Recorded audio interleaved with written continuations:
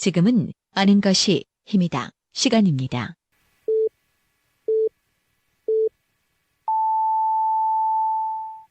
Welcome to the best podcast.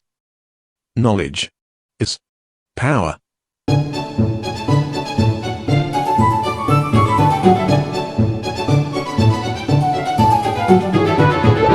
오래 기다리셨습니다. 한국전쟁 때 대전 산내 곤룡굴에서 벌어졌던 끔찍한 학살 현장을 보도했다가 자신의 국가로부터 추방당했던 고 앨런 위닝턴 기자의 부인이셨던 에스터사의 산내 곤룡굴 희생자 위령제 방문에 맞춰 그 휴먼 다큐멘터리 70년 만에 나들이 제작 관계로 방송을 좀 오래 쉬었습니다. 오래 쉰 만큼 더욱 열심히 노력해서 청취자 여러분들께 보다 알찬 정보를 제공해 드리도록 하겠습니다. I'm 시즌 8 개편 이후 처음 선보이는 프로그램은 먼데이 대전입니다. 오늘은 그 첫 순서로 세무, 회계에 대한 궁금증과 각종 탈세 등에 대해 알아보는 시간을 가져보도록 하겠습니다.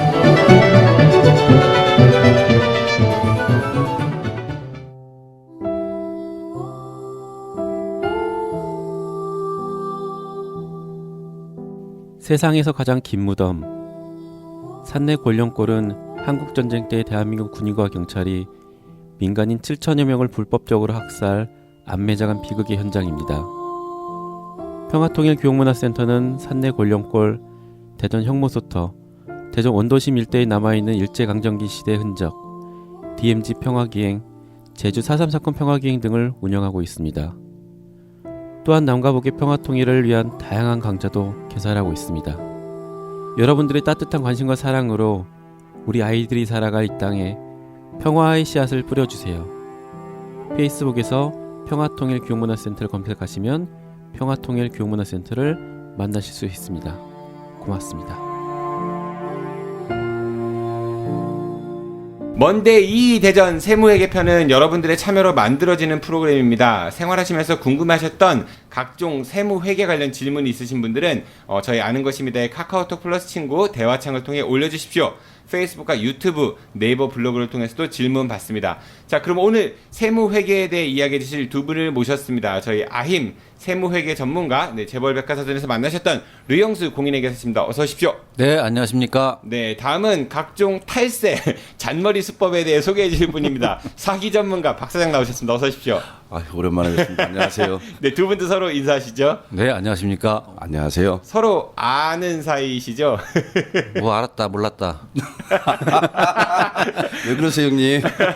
형님 나오는 거 보니까 류혜 계사님이 서열이 좀 더 높으신 것 같은데, 오늘 우리가 다룰 주제는요, 세무조사 신고하는 거에 대해서 좀 이야기를 해볼까 해요. 네, 회사로 인해 부당한 일을 겪으셨던 직장인분들, 아니면은 특정 회사나 개인에게 부당한 일을 당해서 뭔가 좀 복수하고 싶을 때 떠올리는 것 중 하나가 바로 이 세무조사 한번 당해봐라고 신고하는 걸 텐데, 이거에 대해서 이야기를 좀 해보도록 하겠습니다. 우리 박 사장님 혹시 어디 세무조사 신고해본 적 있어요? 제가 당해는 봤습니다.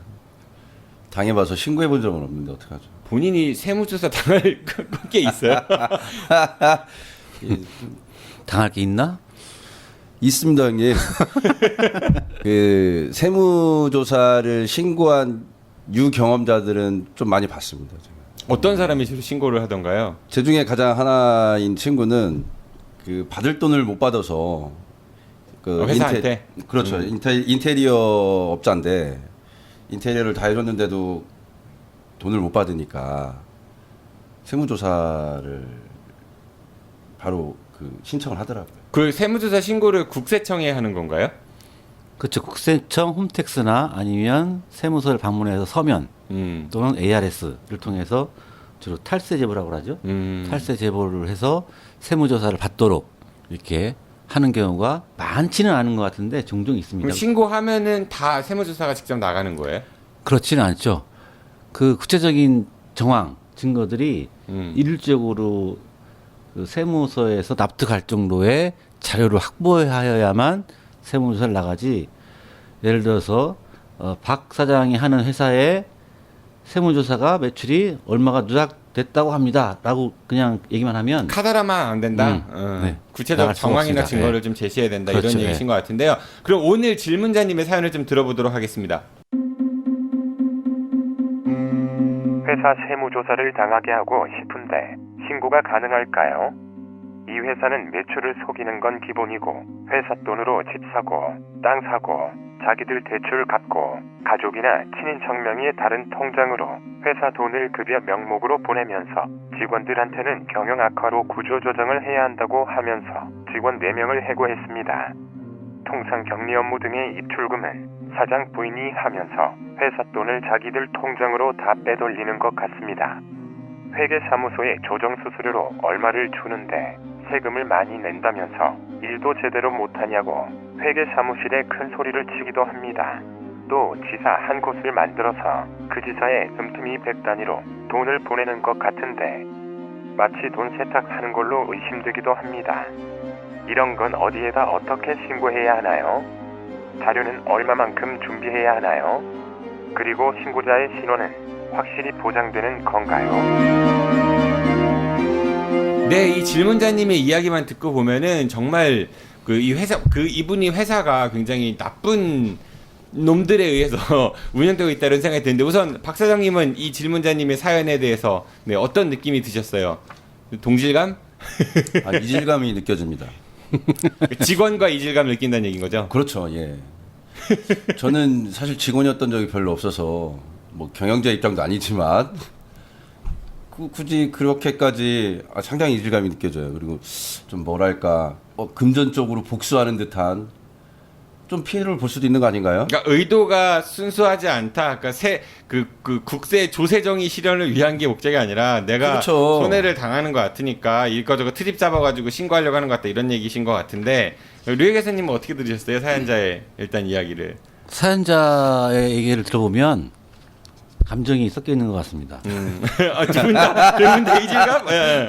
그래서 일단은 세무조사를 일을 하려면 뭐가 좀 필요하냐면 제보자의 인적사항.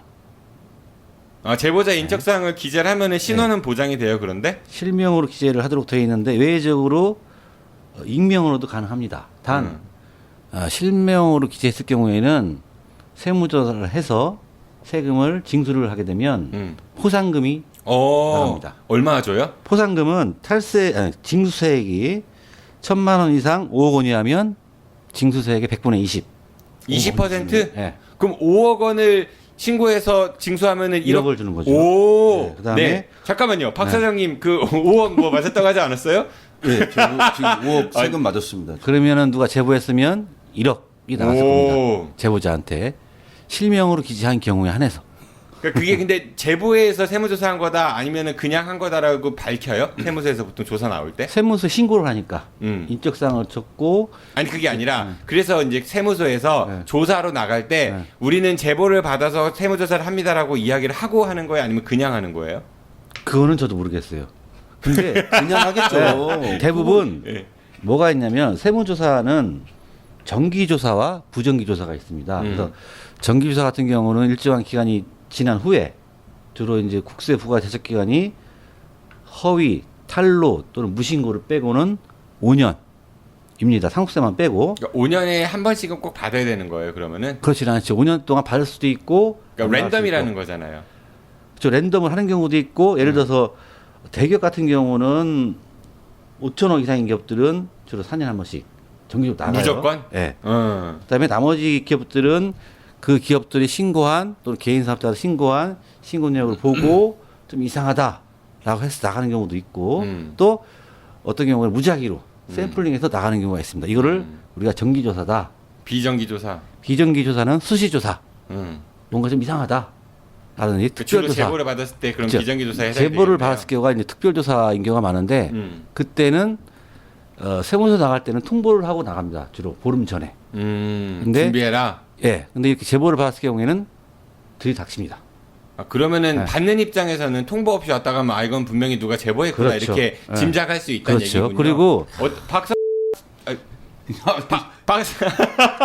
사장 회사 같은 경우는 그냥 왔어요. 세무조사 받을 때 아니면 통보하고 왔어요. 아니요, 그런 건 없고. 네. 저 몇 번 고지를 했죠.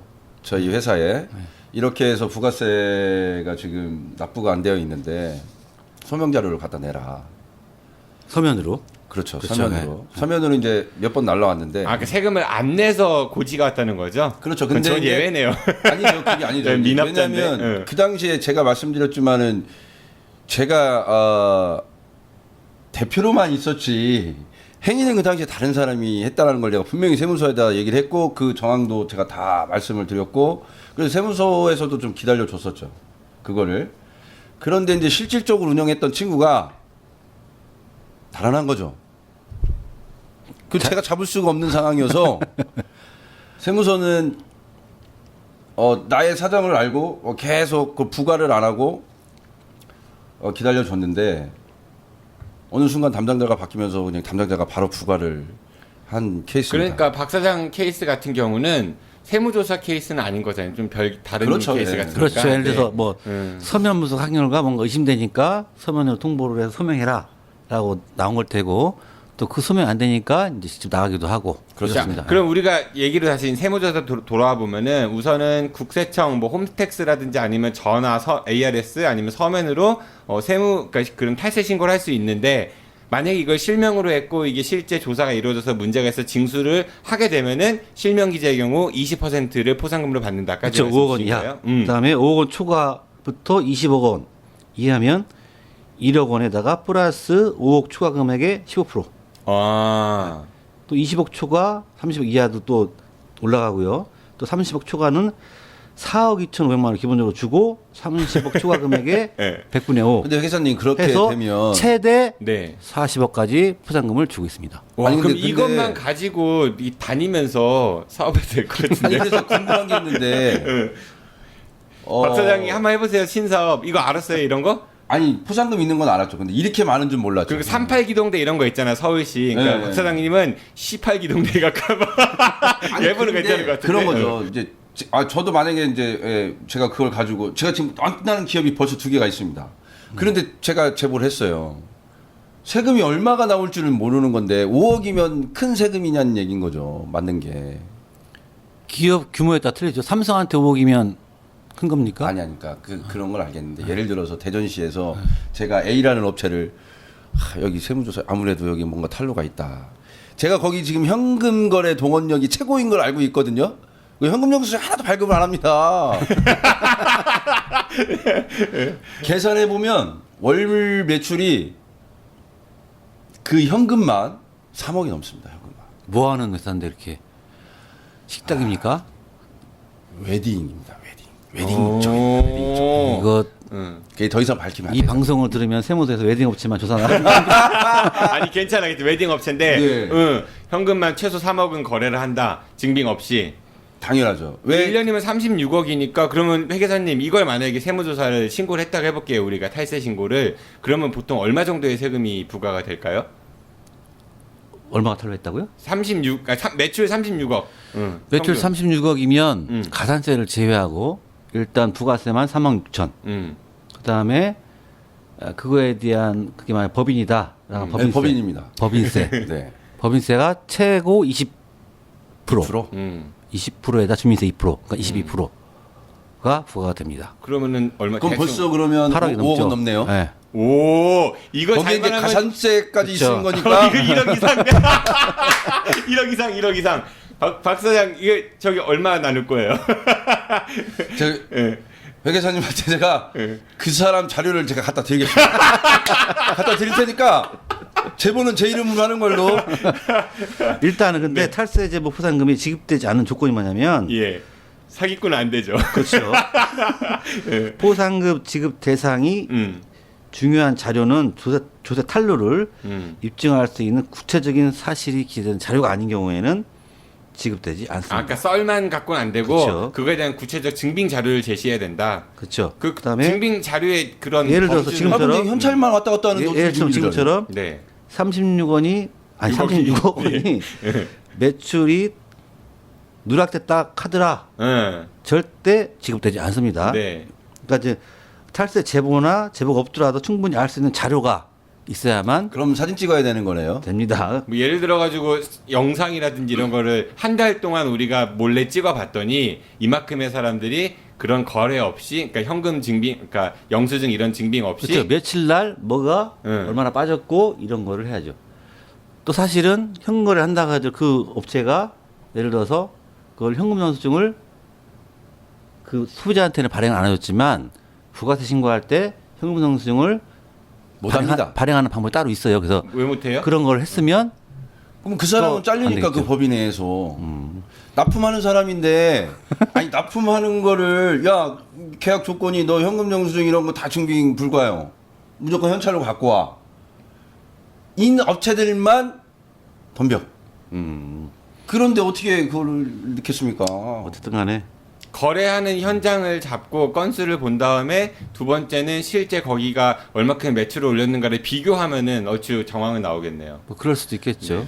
제가 볼 때는 1억 벌기 쉬워요. 그 대표이사의 개인 통장을 뒤지면 금방 나오지 않을까 싶은데 일주일에 한 번씩 현찰을 거두니까 그럼 어디다 넣겠어요? 근데 대표이사의 그 계좌를 누구 마음대로 이렇게 보낼 수는 없는 거잖아요. 그렇죠. 그렇죠.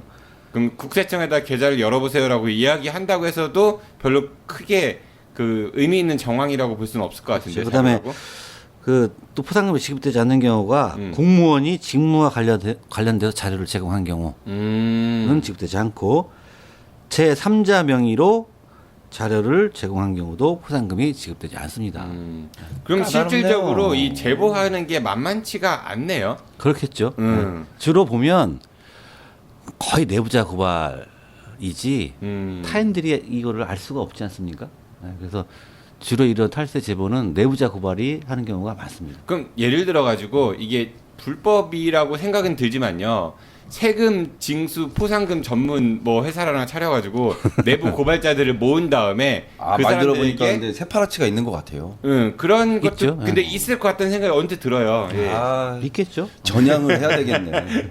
이게 아마 직업 한번 네, 전향을 해야 되겠습니다 이제. 그럼 지금 이제 질문자님 같은 경우는 아까 그런 얘기했어요. 그 매출 속이는 거 기본이다. 회사 돈으로 집 사고 땅 사고 이런 건 다 횡령인 거잖아요. 그렇죠. 그렇죠. 그리고 친인척 명의로 급여 명목으로 돈을 보내고 직원들은 해고했다. 그렇죠. 이것도 횡령, 배임으로 볼 수 있는데 이거를 증빙하기가 쉽지는 않다는 생각이 들기도 하거든요. 일단은 그런 경우가 이제 집 사고 땅을 샀는데 그걸 회사 명의로 샀으면은 이게 몇 가지가 있습니다. 조세 탈루가 방법이 몇 가지가 있는데 일단 조세 탈루 및 부당 환급이라고 해가지고 이중 장부 작성, 이중장부면 이른바 뭐 그 뭐라고 하죠 우리가 세무신고용 정보와 내부용과 외부용이 예 있는 그러니까 거죠. 무슨 회계 분식회계? 응.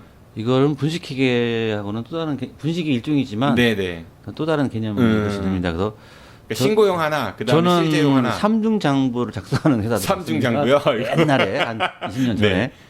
그다음에 차명 계좌 사용 등의 방법으로 실제 매출 금액을 축소하거나 그러니까 예를 들어서 이런 거. 인건비, 가공 인건비를 계산하거나. 그러니까 차명장부라고 하면 어디 병원에 갔어. 저도 그런 경우 본 것 같은데 분명히 원장님은 뭐 예를 들어서 류영수인데 거기 뭐 현금으로 계좌 이체 드릴게요. 그러면은 다른 그거를 사람, 박 사장으로 그렇죠. 보내라 이런 것들이 그렇죠. 차명 계좌 이용하는 거죠. 그런 거 왕왕 봤었던 것 같아요. 저도 네. 있었어요 경험이 사실. 그다음에 가공 인건비 같은 경우는 주로 어떻게 하겠습니까 회사에서? 가족들, 그렇죠. 대표나 이런 사람들 실제 가족들 근무하지 명의로. 않고 그렇죠. 있는 가족들을 근무하는 형태로 해서 인건비를 나가면서 이제 법인세도 절감하고 또 비용 처리해서 법인세 절감시키고 또 인건비를 빼돌리는 그런 경우가 가끔 있죠. 회사에 가끔 한 번씩 놀러 와가지고 뭐 그러면서 으쌰으쌰하고 간 다음에 모니터링 요원 뭐 고문 자문비다 이런 경우들도 왕왕 있지 않나요? 있죠. 그런 사람들을 이제 비상근이라고 하잖아요. 네. 그래서 비상근인데 주로 가족들 같은 경우는 비상근인데 회사에서 매월 일정 금액 나갔다라고 하면 세무조사 나가서 주로 인건비를 부인하는 경우가 많습니다. 대전시에서 운행되고 있는 버스 회사 지금 준공영제하고 있잖아요. 보조금이 그렇게 많이 쓰여가지고 뭐 80살 넘은 노모께서 그 교통 무슨 뭐라고 하죠? 그 승객들 뭐 편의성 이런 거 조사하는 요원이다 이런 식으로 하고 참 눈 가리고 아웅인데 어쨌든 이 회사는 그러면 만약에 이분이 이거를 세무 조사 신고를 하려면은 어떻게 증빙해야 돼요? 구체적인 사실을 증명을 해야겠죠. 그러니까 땅 사고 인건비는 뭐가 빠졌다. 응. 그다음에 땅 샀다는 얘기는 그것도 대출금 갚고 이런 하나의 탈루인데 이게 체납자의 은닉 재산입니다. 그래서 체납된 세금의 추징을 고의적으로 회피하고자 친인척 또는 제3자 명의 등으로 체납자 재산을 은닉하는 경우가 해당되겠죠. 그러니까 근데 이게 만약에 남의 회사 돈을 가지고 남의 이름으로 땅을 샀거나 남의 이름으로 뭐 이렇게 집을 샀거나 이러면은 말씀하신 은닉재산으로 볼 수 있는데, 그렇죠. 근데 만약에 회사 이름으로 샀어요 땅을. 그럼 아니, 정상적인 근데 거죠. 그리고 네. 회사 죄송한데. 이름으로 집을 샀어요. 그리고 거주는 그 사람들이 하고 있는 거예요. 이런 경우. 아, 그런 경우는 세무조사 나가면 그 사택과 관련된 비용은 다 부인 처리합니다. 그러면 이제 이거는 문제가 없다는 얘기인 거예요? 아니, 세무조사 나가면 응. 토해내 그거에 이렇게 대해서 한다고? 토해내야죠. 아. 그런 거 많이 하지 않습니까? 왜 자동차 근데 같은 경우 특히 법인으로 이름 아, 뽑고 자기가 타고 다니는 자동차 같은 경우들. 경우는 주로 이제 업무용으로 봐서 인정을 해주죠. 근데 이제 그 실질적으로 자동차가 업무용보다는 근무를 하지 않고 있는 차가 탔다. 그래서 가족들, 자식이 탔다든지 아니 부모님이 탔다든지 하면 그것도 당연히 탈루 세금으로 추징을 받게 됩니다. 그럼 본인이 운전하는 건 괜찮다는 얘기인 거예요? 그렇죠, 사적으로 사업자. 이용해도? 네. 참. 이게 또 이제 여기 대표이사 부인 이름으로 그 격리 업무 하면서 뭐 통장으로 빼돌린다. 근데 회사에 나왔다고 하면은 뭐 격리 임원이다 이렇게 주장할 수도 있을 것 같으니까 이거는 그렇죠. 네, 좀 다툼의 여지가 좋아 보이진 않지만 다툼의 여지가 있어 보이는 것 같기도 하고. 그런 이건 경우에는 주로 이제 그 집사람이 임원이다라고 하면 조사를 나가면 뭘 보냐면 결제 서류를 봅니다. 아, 사인했는가 그렇죠. 그런 거? 네. 그다음에 책상에 있는지 결제서에 사인했는지. 근데 이렇게 주장하면 어떻게 해요? 아, 요즘 뭐 온라인 시대에 뭐 5G 시대에 책상 왜 필요하냐? 전자결제. 아, 그래서 회사 규정상 음. 사인을 하도록 돼 있으니까 전자결제 안 돼요? 전자결제 되죠. 예, 그 인터넷으로 할 수도. 뭘 정결 규정을 둘 수도 있는 거고 사실 애매모호합니다. 하기 힘들죠. 음. 제가 볼 때는 진짜. 그러니까 박 사장이 만약에 이 근데 대표이사라면 어떻게 알 방어하겠어요? 거예요. 세무서는 왜냐면 워낙 그런 사례를 많이 근무했다고 보니까. 하는데 신용카드를 쓰면 다 세무서에서 알고 있습니다. 신용카드 사용 내역을 근무를 했다고 하는데 그 사람이 신용카드를 딴 데 가서 긁었다라고 하면 어디서 긁은지 알 거잖아요, 그죠? 아니 이제 그 밝혀내는 거는 정도는 쉽지는 아니 쉬운 그 것 정도 같아요. 신용카드는 그렇다 이제 회장님 말씀대로 그럴 수 있는데 예를 들어서 법인에서 아까 말씀한 대로 뭐 토진이 집을 막 샀어요. 개인명으로 살 수도 있는 거지. 회사가 대여를 해줄 수도 있는 거 아닙니까 개인한테 돈을? 그렇죠, 해줄 수도 있죠. 차용증 쓰고 내가 우리 회사에서 이만저만 해서 금리 한 1%에 1년에 1%에 내가 100억을 대여해줬다. 그걸로 샀다. 제가 땅을. 그럼 대여 받았으면 이자 내고 그런 거 해야 될 거 아니에요?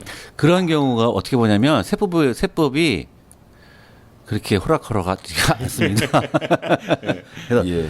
일단 대여를 해주면 대여금에 대해서 이자를 받아야 되는데 1%다 그거 인정해주지 않습니다. 대출 이자. 통상 맞지 않으니까. 네, 그래서 아 그럼 대출이자요. 대출 이자율과 실제 받은 이자와 차액을 그 사람의 상여로 처분을 합니다. 근데 어찌됐든 그리고 대여해준 거에 대해서 대여금 자체에 대해서는 비업무용이라고 봐서 회사 차액금 이자 있는 경우에는 그에 상당하는 이자를 비용으로 인정을 해주지 않습니다. 그다음에 대여금을 결국에는 갚지 못한다라고 하면 대여금 전체를 대표자의 상여 처분까지 하도록 되어 있습니다. 대표자의 상여 처분이 뭐예요? 상여나 배당, 근로소득으로 가산한다든지 또는 배당소득으로 네가 가산한다든지 이제 받은 돈이니까 실제 가져간 거 아니냐라고 이렇게 보는 경우가 있습니다. 이제 그렇게 되면 대표이사는 만세 부르는 거죠. 그렇죠, 만세해야죠. 만세하고 좋다는 만세가 아닌 거죠? 얘 이제 파산을 파산. 한다네. 그러면은 그렇게 되면 네. 아니니까 제가 그럼 집은 뺏기겠네요? 안 뺏기죠. 아니 제가 실질적으로 그런 예를 봤으니까. 아니 만세 부르면은 그 다 경매 들어가고 이런 거 아니에요? 나는 당연히 홀가분하게 해놓죠. 그 대표이사는 정리를 다 할 거 아니에요. 제가 이제 곧 터질 거라고 하면 어떻게 정리를 해요? 뭐 부채는 엄청나게 들려놓고 나의 재산은 나의 친인척인 예를 들어서 정 PD님 나와보세요. 내가 이만큼 돈이 있으니까 이거 내가 정 PD님 앞으로 내가 차명으로 다 사놓을 테니까 좀 보관하고 있어라. 내가 얼마 떼어줄게. 뭐 이렇게 돼서 으쌰으쌰해서 가는 경우도 있고. 그 정도로 정 PD를 믿습니까? 그런 건 아닌데 이제 굳이 예를 들자면 그렇다는 겁니다. 그거 예전에 한 달 된 것 같은데 그것이 알고 싶다 해서 그 강남에 노른자의 땅을 갖고 있는 그분 혹시 모르세요?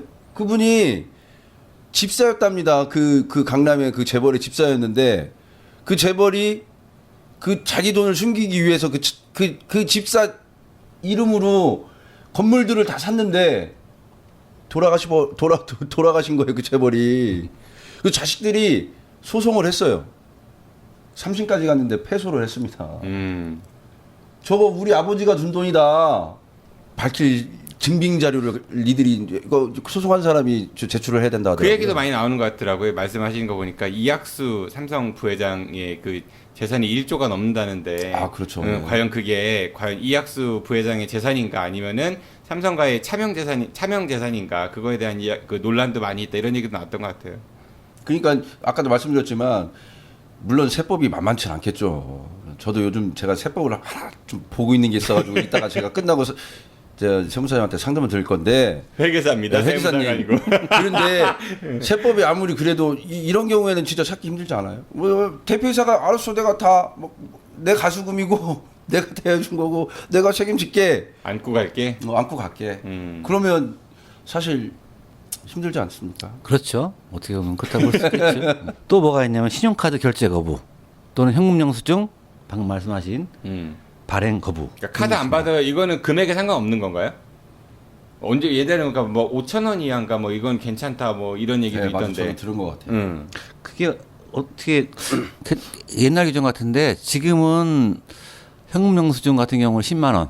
네. 10만 원 미만은 안 해줘도 돼요? 아니 소비자가 원하면 해줘야죠. 소비자가 원하면 네, 10만 원 이상 의무 발행이고 그쵸, 네. 10만 원 이하는 그러니까 원치 않으면 안 해도 되고 원하면 소비자가 하고. 원하지 않으면 안 해도 되고 원하면 해줘야 되고 그래서 이러한 그 신용카드나 현금 영수증 같은 경우에는 발급 거부를 하면 신고하면 또 포상금이 있습니다. 얼마예요? 현금 영수증 같은 경우는 1개월 이내에 홈택스나 서면 신고를 하면 물론 매장 상호라든지 사업자 등록번호를 신고를 하면 그 거부 금액의 20%. 돌려주는 게 크군요. 생각이. 건당 50만 원 한도. 아니 연 200만 원까지 포상금을 지급하고 있습니다. 그러면 이런 경우는 어때요? 현금 영수증 했어요. 그러면 세금 10% 더 내셔야 돼요. 이런 경우는 어때요? 그런 경우도 신고하면 됩니다. 신고하면 돼요? 네. 그게 이제 그 신용카드 결제 거부랑 똑같은 사유겠죠. 그러니까 카드로 하면 10%더 내요. 이렇게 해도 걸린다는 얘기인 거죠? 그렇죠. 그럼 그런 거 증빙하려면 녹취 같은 거 핸드폰 켜놓고 따도 되겠네요? 그랬을 경우에는 일단 계산을 하고 상호와 영수증을 꼭 받아내셔야 됩니다. 간이 영수증이라도 받아내셔가지고 신고를 하시면 됩니다. 그래서 현금 영수증 같은 경우에는 5천 원에서 5만 원 이하는 만 원, 그다음에 5만 원에서 250만 원까지는 20%, 250만 원 이상은 50만 원까지 포상금을 지급하고 있습니다. 진짜입니까? 네. 청춘을 돌려다오. 안녕하십니까. 여러분은 청춘하면 어떤 생각이 드십니까? 청춘학교. 청춘학교는 배움의 열정을 가지신 어르신들이 한글, 국어, 영어, 수학도 배우고 영화, 연극, 전시회 관람도 하고 스마트폰 사용법도 배우는 열린 배움터입니다. 배움, 나눔, 행복이 있는 청춘학교에서는 배움의 열정을 가진 학생과 재능 기부를 해줄 선생님 그리고 후원자들의 참여를 기다리고 있습니다. 학생 무료, 선생님 무료, 후원회원은 유료. 기부금 영수증 발행됩니다. 전화 042-254-2007번이나 010-6620-8255로 연락 주시면 되고요. 자세한 내용은 다음 카페에서 대전 청춘학교를 검색해 주세요. 감사합니다. 네, 이렇게 해서 아임 시즌 8 먼데이 2 대전 첫 번째 방송이었습니다. 세무회계편을 마칩니다. 네, 그러면은 오늘 우리가 이 질문자님 얘기대로 회사가 이렇게 좀 부당해 보이고 돈을 빼돌리는 것 같아가지고 그 세무조사 신고를 좀 하고 싶다고 했는데 회계사님 보시기에는 이게 신고가 가능한 그 사연인 것 같아요? 예, 인건비만 빼돌렸다는 것만으로도 신고가 충분히 가능하겠죠. 물론 이제 이분 같은 경우는 내부자기 때문에 더 자료를 빼기 용이하다? 그렇죠. 용이할 수 있다. 그럼 이분은 어떻게 이게 또 신고를 해야 이분이 또 될까요? 총무였으면 더더욱이 좀 쉽겠죠. 이분 같은 경우에는 제보자의 인적사항하고 또 익명으로 제보도 해도 되지만 기왕이면은 포상금 지급 시 필요합니다. 예. 신고를 하려고 하는 개인이나 법인의 탈세 사실을 구체적으로 기술한 다음 탈세를 한 행위를 증명할 수 있는 자료와 함께 국세청에서 홈택스나 인터넷 또는 서면으로 신고를 하시면 됩니다. 또 홈택스를 가시면 서식이 있으니까 그 서식을 참고하시어 작성하신 후 제출하시면 됩니다. 네, 알겠습니다. 우리 박 사장님은 오랜만에 나오셨는데 오늘 새로운 네. 사업권 하나 얻어간 것 같죠? 아니 좀 심히 생각을 좀 해봐야 될 것 같습니다. 알겠습니다. 청취자 여러분들께서도 앞으로 그 세무 회계 상식에 대해서 궁금한 게 있으시면은 저희 아까 말씀드린 대로 아는 것입니다. 카카오톡 플러스 친구나 유튜브, 페이스북을 통해 가지고 질문 사연 올려주십시오. 저희가 명쾌하게 관련된 이야기에 대해서 말씀드리도록 하겠습니다. 네, 오늘 두 분 고생 많으셨습니다. 고맙습니다. 안녕히 가십시오. 네, 안녕히 계십시오. 안녕히 계세요. 네, 저도 이만 물러가겠습니다. 저는 수요일 웬스데이 대전에서 다시 찾아뵙겠습니다. 지금까지 진행의 정진우였습니다. 청취해주셔서 고맙습니다. 안녕히 계십시오. I'll be back. 고맙습니다.